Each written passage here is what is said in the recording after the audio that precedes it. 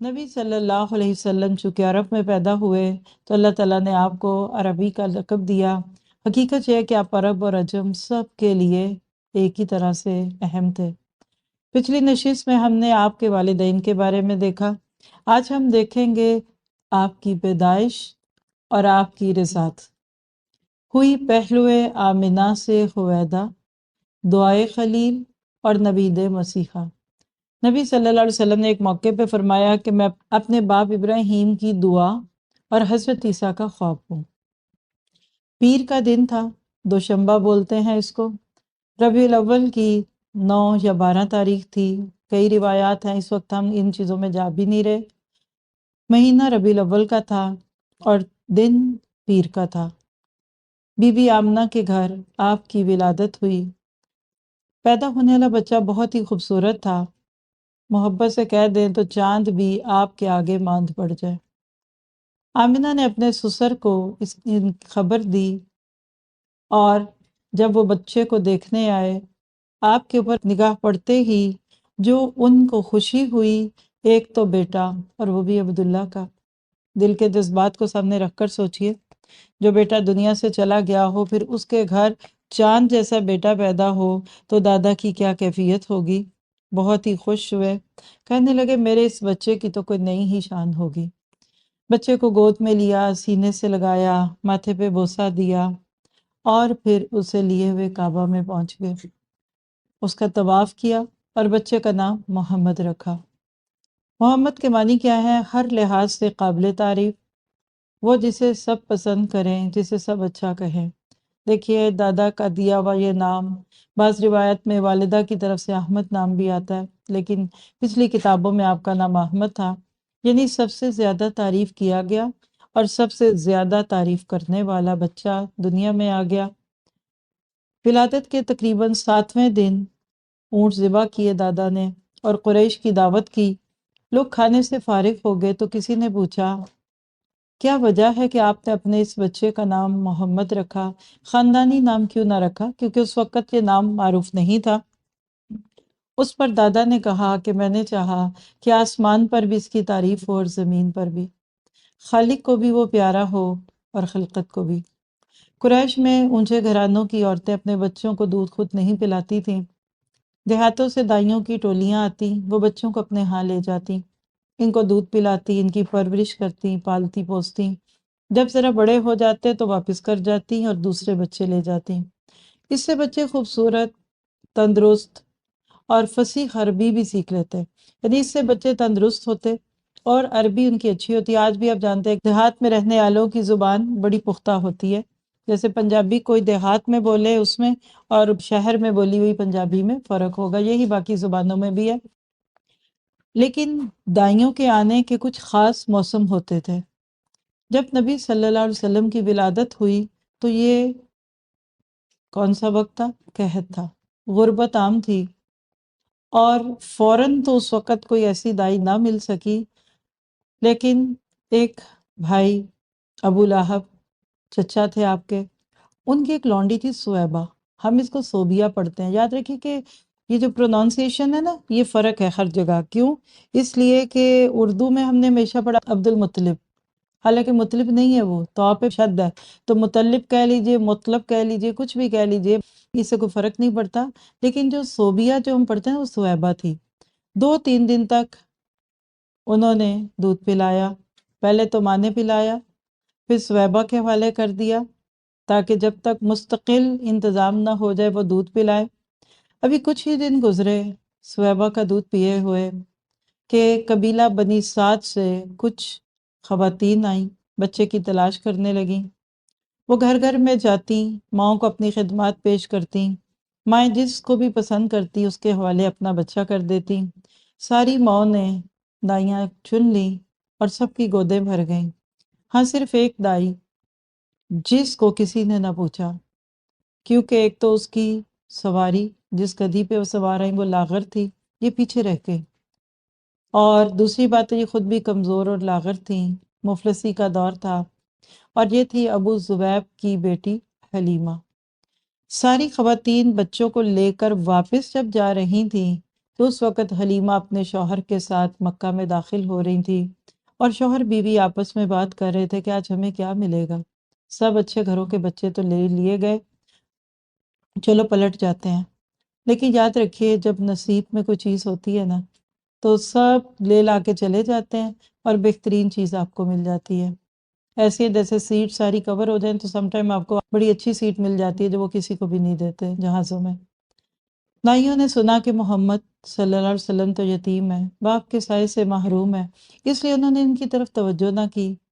انہوں نے ان کی پرورش کو ہلکا سمجھا، دودھ پلانا بے سود سمجھا۔ کہنے لگے اس یتیم کو لے کر کیا کریں گے، اس کا دادا ہمیں کیا دے گا، ماں سے بھی کیا مل جائے گا۔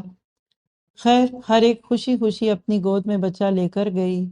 حلیمہ کے شوہر اور حلیمہ کے بیچ کی گفتگو، کہنے لگی بخدا مجھے شرم آتی ہے کہ ساری سہیلیوں کی گودیں بھر گئیں اور ایک میری ہی گود خالی ہو۔ میں تو جاتی ہوں اسی یتیم کو لے لیتی ہوں۔ یہ تھے یتیم مکہ، ڈیزرٹ روز، در یتیم۔ خالی ہاتھ لوٹنے سے یتیم کو لے جانا بہرحال بہتر ہے۔ شوہر نے کہا جاؤ لے آؤ، کیا حرج ہے، ہو سکتا ہے اللہ تعالیٰ اسی میں برکت دے۔ یہاں لکھ لیں جو تھوڑے پہ راضی ہو جاتا ہے نا اللہ اس کو بہت دیتا ہے۔ کبھی آج کسی چیز میں اگر آپ کو کمی بیشی بھی دکھے نا تو کہا کرے الحمدللہ علی کل حال واعوذ بک من حال اہل النار۔ بچے کو گود میں لینے کی دیر تھی، بی بی حلیمہ کی زندگی بدل گئی۔ حلیمہ کو جب بچہ دیا تو بی بی آمنہ کے لیے ایک بہت بڑا ایک مرحلہ تھا، دل پہ ہاتھ رکھنا تھا، اور بی بی آمنہ کو اس کا ملال بھی تھا کہ میرے بچے کو کسی نے نہیں پوچھا۔ سہیلیوں کے بچے ہاتھوں ہاتھ لے لیے گئے، چہرہ بھی بجھا ہوا تھا، لیکن جو ہی حلیمہ نے بچے کو لیا بی بی آمنہ بھی خوش ہو گئی، اور حلیمہ نے محمد صلی اللہ علیہ وسلم کو سینے سے لگایا اور اللہ نے وہاں دودھ کو جاری کیا۔ کمزور جسم میں دودھ تھا ہی نہیں، لیکن حلیمہ حیران رہ گئی کہ ادھر بچے نے منہ لگایا، ادھر لگا کے دودھ کی دھاریاں جاری ہو گئیں، بچہ دودھ پی رہا ہے اور دودھ ٹپک رہا ہے۔ اور حقیقت یہ ہے کہ اس نبی کی تو برکت بچپن میں بھی تھی، آج نہ جانے کی امت اس برکت سے محروم ہے۔ خیر آپ سیر ہوئے، حلیمہ کے اپنے بچے نے بھی دودھ پیا، حالانکہ پہلے دودھ صرف اس کے لیے بھی کافی نہیں تھا، اور پھر دونوں بچے اور حلیمہ واپس جا رہی ہے۔ حلیمہ کی اونٹنی تھی یا گدھی تھی، دونوں طرح کی بات ہے، سواری کہہ لیجئے، دبلی پتلی بالکل مریل، اس کے پاس چارہ ہی نہیں تھا، لیکن جو ہی یہ بچہ اس پہ سوار ہوتا ہے اس میں تو ایسے لگا کہ طاقت بھر گئی۔ اور اسی طرح جب گھر گئے تو بکری کے تھن دودھ سے بھرے ہوئے تھے جہاں دودھ ہی نہیں تھا، درختوں پہ پتے لگنے لگے۔ یہ ساری کہانیاں نہیں ہیں، اس کو مانیے کہ وہ حلیمہ کا مقدر سنور گیا۔ رات ہوئی، دونوں بچوں نے بھی دودھ پیا، سوئے آرام سے، شوہر بیوی کو بھی بکری کا دودھ نصیب ہوا۔ صبح ہوئی تو شوہر بولے حلیمہ کیا خیال ہے، بخدا بڑا ہی مبارک بچہ مل گیا ہمیں۔ حلیمہ کہنے لگی میرا بھی یہی خیال ہے۔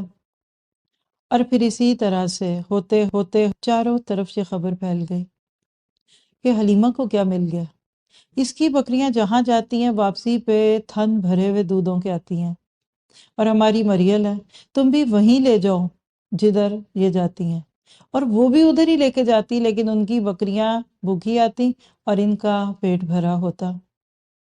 یاد رکھیے آج امت مسلمہ کو اس بات پہ یقین رکھنا ہے، آپ ان لفظوں کے اوپر نہ جائیے، آپ اس حقیقت پہ جائیے کہ آج امت مسلمہ کو اللہ نے جو خوبصورت عدل والی شریعت دی ہے نا، پچھلے پارے میں ہم پڑھ کے آئے ہیں، آج اگر آپ اس شریعت کو نافذ کریں، اور آج کے اس بارے میں جو بھی ہم بتانے والے ہیں آپ کو، ابھی جو آپ سنیں گے انشاءاللہ، یہ شریعت نافذ کر دیجئے، پوری دنیا میں برکت ہوگی انشاءاللہ۔ خیر بی بی حلیمہ کے گھر برکتوں کی بارش ہونے لگی، ہر چیز میں برکت، جانور موٹے ہو گئے، دودھ ہی دودھ ہے، اور 2 سال گزر گئے۔ اب آمنہ کا لال حلیمہ کا دودھ پیتا ہے۔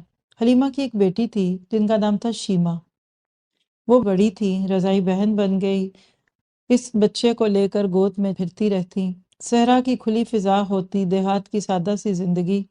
آپ کا جسم تیزی سے بڑھا، ہاتھ پاؤں میں طاقت آ گئی، اور آپ خوب تندرست ہو گئے۔ شیر خواری کے دن پورے ہوئے، یعنی 2 سال۔ اب وقت آیا کہ بچہ پھر ماں کی گود میں جائے اور اس کے گھر کی رونق بنے۔ لیکن کیا حلیمہ اس بچے کو جدا کر دیں؟ ایسے بچے کو جو ان کے لیے برکت کا باعث تھا، باعث رحمت تھا، اور اسی طرح موجب سعادت تھا۔ کسی بھی طرح ان کی طبیعت اس بچے کو چھوڑنے کو تیار نہیں تھی۔ تمنا تھی کہ کچھ دنوں وہ ساتھ رہے تاکہ برکتوں کا سلسلہ تا دیر قائم رہے۔ وہ بچے کو لے کر ماں کے گھر کی طرف چلی، لیکن ارادہ کیا تھا کہ ان سے گزارش کریں گی کہ بچے کو کچھ اور دن ساتھ رکھنے کی اجازت دے دیں۔ چنانچہ وہ آمنہ کے پاس آئیں اور بولی، مجھے اندیشہ ہے کہ اگر محمد صلی اللہ علیہ وسلم ابھی سے مکہ میں رہ گئے تو کہیں یہاں کی آب و ہوا سے کوئی نقصان نہ پہنچ جائے۔ کیوں نہ آپ کچھ دن اور ان کو ہمارے پاس رہنے دیں، ذرا اور بڑا ہو جائے پھر آ جائے گا۔ اور اس طرح حلیمہ آمنہ سے ضد کرتی رہیں، مسلسل اصرار کیا، مناتی رہیں، مکہ کی آب و ہوا سے ڈراتی رہی، یہاں تک کہ بی بی آمنہ بھی تیار ہو گئی، کیونکہ ماں تو ہمیشہ بچے کی بھلائی چاہتی ہے۔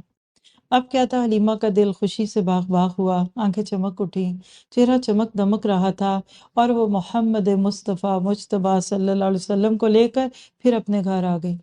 اب آپ دوبارہ اسی صحرا میں آگے، وہی کھلی فضا تھی، ریت کے ٹیلے تھے، چکنے چکنے پتھر تھے، وہی ساتھی اور وہی دوست۔ آپ بھی انہیں پتھروں سے کھیلتے ہوئے بڑے ہونے لگے، ریت پہ عام بچوں کی طرح آپ بھی اچھلتے کودتے ادھر ادھر جاتے، اور آپ 5 سال کے ہو گئے۔ اب حلیمہ سے جدائی کی گھڑی قریب آ گئی۔ حضرت محمد صلی اللہ علیہ وسلم کو بھی حلیمہ سے بہت محبت تھی، کیونکہ وہ ان کی آنکھوں کی ٹھنڈک تھے، ان کے دل کا سکون تھے، اور بی بی حلیمہ تو ویسے ہی آپ کو اپنے دل میں رکھتی تھی۔ اور حقیقت یہ ہے کہ نبوت ملنے کے بعد جب بھی وہ کبھی آپ کے پاس آئیں تو میری ماں کہہ کر لپٹ گئے۔ آپ کے لیے نبی صلی اللہ علیہ وسلم یعنی محمد صلی اللہ علیہ وسلم نام کے بچے کو جدا کرنا ایک بڑا مشکل فیصلہ تھا۔ ابھی بھی نہیں چاہ رہی تھی کہ وہ جائیں۔ ذرا سوچئے، نبی کا وجود رحمت تھا، ہے اور رہے گا۔ لیکن ایک دن کچھ ایسا واقعہ ہوا کہ جس کے بعد حلیمہ کو ڈر لگا کہ یہ بچہ ایک تو انیوژل ہے، اور شاید کوئی اس کی جان کا دشمن ہے، اور وہ تھا شق صدر۔